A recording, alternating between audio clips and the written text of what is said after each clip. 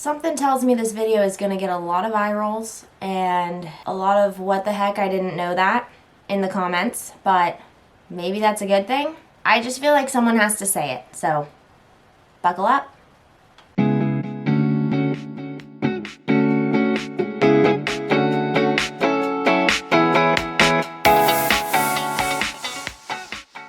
Hey guys, what's up? It's Jen. Welcome to Momming with Migraine. Today I wanted to talk to you guys about service dogs. Why do service dog public access issues happen? First, we define public access and what a public access issue is for a service dog handler. Public access is the right that is granted to service dogs and their handlers to bring that service dog into places where pets are not allowed. When you get a service dog and it goes through rigorous training, it is so that that service dog can be granted public access due to its incredible behavior. Other types of working dogs, such as emotional support animals, do not get public access rights, mostly because they are not trained and they are not due to a disability. I actually did a whole video about the difference between different types of working dogs, so click on that card if you haven't seen that video yet, because that's a very important distinction when we're talking about this topic. This video is only about service dogs and service dog laws because service dogs are the only ones that have the public access rights that I'm going to be referring to in the video. Why are my sleeves rolled? I really like to make videos that debunk theories that I used to have before I was a service dog handler. I feel like video topics that talk about things that everybody already knows are not as impactful or useful because I know that there are like millions of other people who have the same misconceptions that I did. So as a non-handler and someone who had never even looked into service dog laws, I never would have imagined that public access issues were even a thing for service dogs. A public access issue is when a service dog handler and their legitimate service dog try to go into an establishment that is not pet friendly and they get denied access due to their service dog. Pre-service dog handler Jen would be like, just show them your ID. Just show them your certificate. Show them your service dog license, your paperwork. And that's actually what a lot of employees ask for too. They say, can we see your service dog's paperwork? But that is part one of why I think service dog access issues happen. There's no paperwork. There's nothing official. In the United States, we have a little bit of a mess where it's a lot honor system and there isn't really an entity that is super duper overseeing service dogs and which ones are trained and which ones are not. There isn't a concrete list of disabilities that qualify. I'm not saying that that's a good or a bad thing. There isn't a concrete list of tasks that do or do not qualify for your service dog.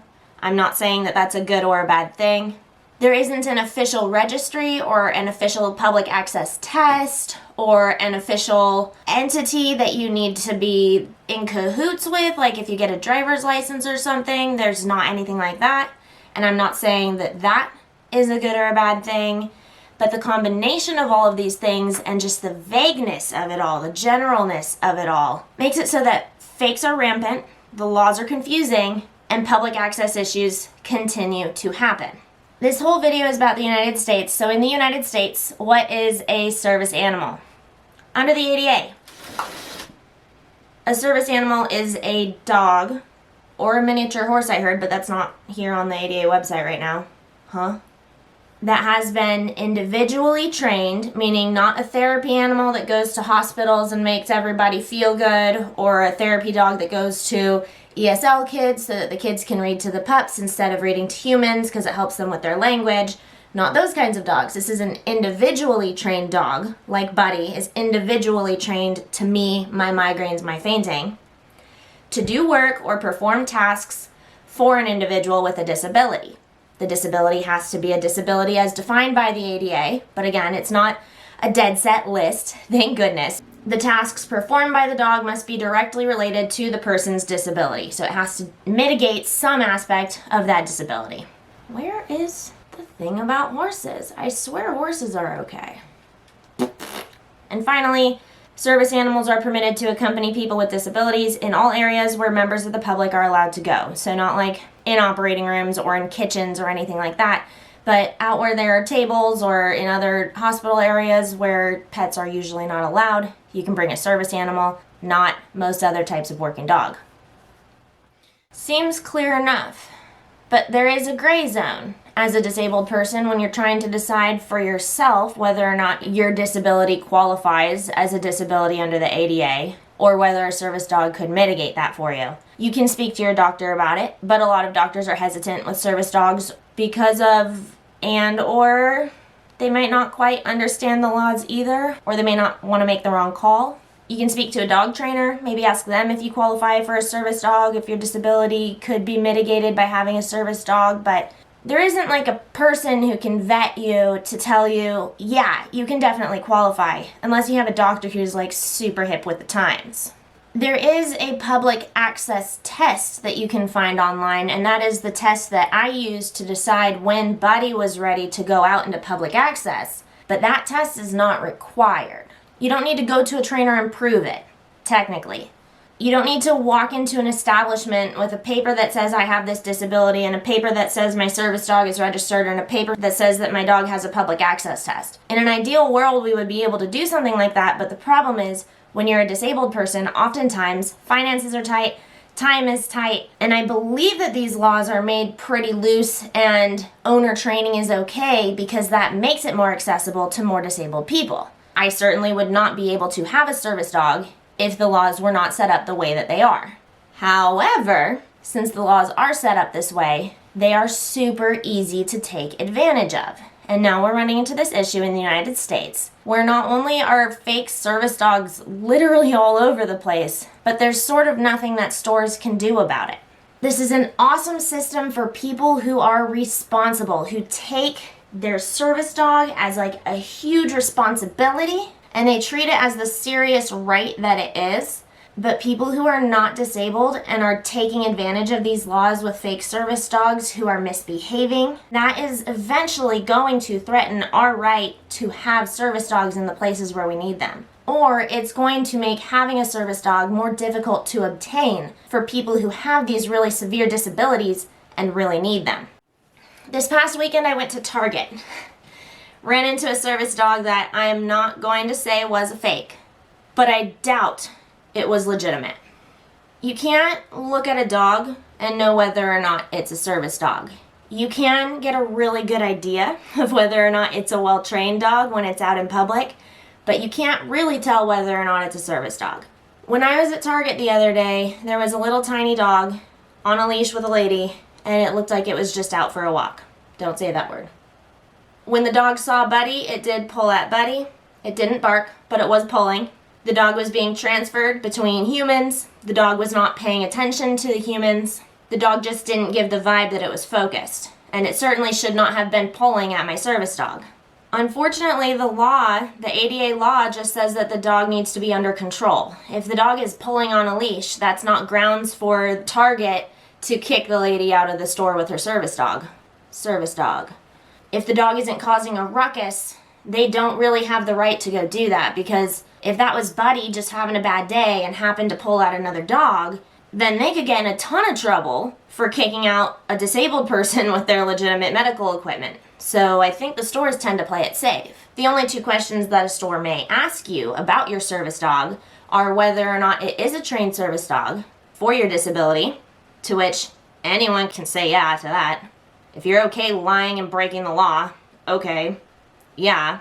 And the employee can ask you what tasks the service dog is trained to perform, but they can't ask for a demonstration or for any kind of training card that the dog was trained for a task or anything like that. And like I said before, the IDs are fake, the registries are fake. In 10 minutes with $40, I could get a little ID card and a whole certificate and probably a vest as well saying that my husband is my service dog, like with his picture and everything. It's that easy to fake. And it's illegal, and it's not okay, and it's endangering real service dogs and their handlers. Listen to that again. It's illegal, and it's not okay, and it's endangering real service dogs and their handlers. But the employees can't do anything about it, and I understand that. And me as a patron in the store with a service dog, I couldn't really do anything about it. I did call over to the lady and I told her, your service dog shouldn't be pulling on the leash so much. Can you keep your dog from pulling at my dog, please? So she picked up the dog, because as I presumed, the dog is not trained. And here's a clip of the dog. Yeah, you're doing so good. ignoring the puppies over there. Good buddy. Yeah, happy. Happy pups. That's kind of frustrating, isn't it, Bubs? Service dog. Service dogs are also not required to be labeled, marked, vested in any way, so this lady didn't have any kind of vest on her dog. I have seen vested dogs where it says emotional support animal on the side. Emotional support animal is not a service dog. This dog was working naked. I like to very clearly mark Buddy with all of the symbols and all of this stuff so that he looks more legitimate, so that I don't run into this problem, especially in case he's having an off day. But I think that the vest really signifies this dog is working. It helps the dog signify that it's working in its head. And it helps people treat the dog differently. It honestly even helps me treat Buddy differently when he's vested. Because otherwise he's just such a cute little love bug. I just want to pet him all over. But it's 1,000% an option to work your dog naked. So you can't go buy their vest either. And vests are available on Amazon. There's no official vest. There's no official anything. I think we could use an official something. And that's the part that I think is going to get a lot of eye rolls. That's the part that as a handler, I'm hesitant to just say bluntly on here because I don't want a million people to be out there like, oh, so I can just fake my dog. No, you can't. The point is that it is extremely, extremely dangerous. And so many people find out like, oh, I can just take my dog. And they don't realize how detrimental that could be. Like, let's say, for example, this dog came over and bit Buddy. Buddy has been bit. He's needed stitches before from dog bites. Every single time Buddy gets attacked by a dog who is untrained, we run the risk that he gets completely washed, that he becomes completely reactive to dogs, and I can't work with him anymore. Because a reactive dog is not a good service dog. Every time that happens, Buddy and I need to go and do a bunch of training around a bunch of dogs, make sure that he settles back down around dogs again after getting attacked again by another dog who was either off leash or like this dog in Target. This dog got within like 2 feet of us because we came out of an aisle and I wasn't expecting a dog to come pulling at us. You never know when you might end a service dog's career, and for me to replace Buddy would be either another set of years of training a dog, which do I really seem like I have that in me, or tens of thousands of dollars to replace him to get a program dog. Disabled people don't have tens of thousands of dollars laying around. We've already spent it on 6,000 doctor specialist appointments. Passion! So the vague laws around disabilities, around tasks, around the dog's training, around proof of that training, proof of the individual's disability or need for a service dog, and lack of an entity that truly governs these things. I think all of that definitely plays into the service dog access issues that we have here in the United States. But there's also an issue with employees not being properly trained on how to treat an individual who has a service dog. There are the 2 questions that I mentioned earlier. That's the only 2 things that they can ask. But there are other gray areas, and I would love to get your opinion on this down below. Things like allergies, where honestly it's kind of a toss-up. There's no good answer here in my eyes. Let's say I take Buddy to a restaurant and the person working at the desk or waitress or whatever is like horribly allergic to dogs. Unfortunately for her, the ADA clearly states that Buddy gets the right of way. In this case, a service dog cannot be asked to leave the premises due to an allergy. But there's a truck or something. Reasonable accommodations can be made, like keeping us separate from them. Although it's also illegal to treat a patron with a service dog differently from people who don't have service dogs. I don't want to set off anyone's allergies by having Buddy. I wonder about people with severe allergies, whether it would be a problem that his pet dander is all over me. Is that an issue? I'm not sure. Are we ever going to get to a place where, oh, my dog has papers, well, my allergy has papers, because I don't want to get to that either. I don't know what the right answer is. It's the same thing with all of this. I don't know what the right answer is. I don't think that we should limit it to certain disabilities or certain types of disabilities. I don't think we should limit tasks to just certain tasks because individuals with disabilities have random tasks. Random things you probably wouldn't even think of as tasks. Like, for example, with my hypermobility, I sometimes just run into walls. So having Buddy there can kind of keep me aligned in doorways and stuff like that because he's not going to smash me into a doorway. He's going to stay over to the left. So now I'm safely in the doorway. That kind of stuff. Is that a task? No. But is it keeping me from running into walls? Is it mitigating my disability? Yes. Should that qualify as the only task that a service dog does in order to make them qualify to be a service dog? Probably not. Is that enough of a mitigation? I don't know. But we can't really go through and individually write all this down as a law because that's just a little bit invasive and destined to be incomplete and non-inclusive. So parts of this definitely have to stay. But another question that I pose to you is there a certain point when a dog in a store is obviously obviously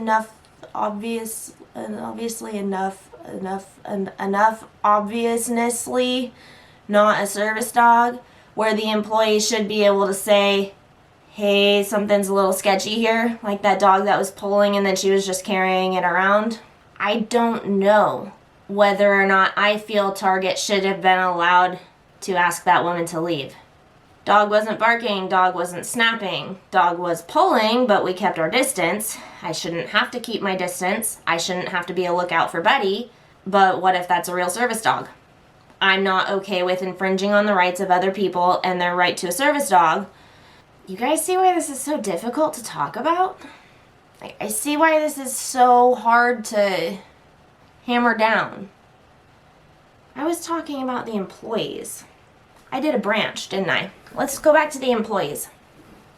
I feel so bad for these employees, man, because I know from YouTube and from personal experience that there are some service dog handlers who get very angry when they are asked questions about their service dog that aren't one of the two questions, or real service dog handlers tend to get really pissed off at people like the lady in Target because of everything I felt so passionate about. You know, this is a potentially infringing on my rights situation if it continues to ramp up the way that it has, because it's just getting worse and worse, frankly. I see why that makes service dog handlers angry. Unfortunately, that anger gets taken out on store employees who are like, hey, I'm just trying to do my job, but also a lot of times they're undertrained. I went to the Grand Canyon with my husband and Buddy, and we ran into some issues with some people who weren't trained properly on service dogs, and we kept getting left by a bus. You gotta watch the card I clicked, or the card I pointed to, and I didn't say anything.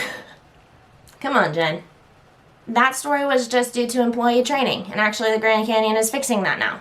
But I totally see why employees are hesitant to approach anybody who brings a dog into the store. Like, there are some people who are really snappy. And I've had employees tell me that they are the most polite service dog handler that they have run into. And I'm like, that's because I only bring my service dog places when I'm feeling polite, literally. If I'm having a little bit of a fiery day, I just don't bring Buddy because I know I'm going to get pissed at something. Whether it be people walking by petting him, people walking by talking to him, people asking me questions that are pretty invasive, not supposed to be asking me, or I run into another random dog that's clearly not well trained, that clearly should not be in the store, but the store can't really do much unless the dog is being absolutely berserk.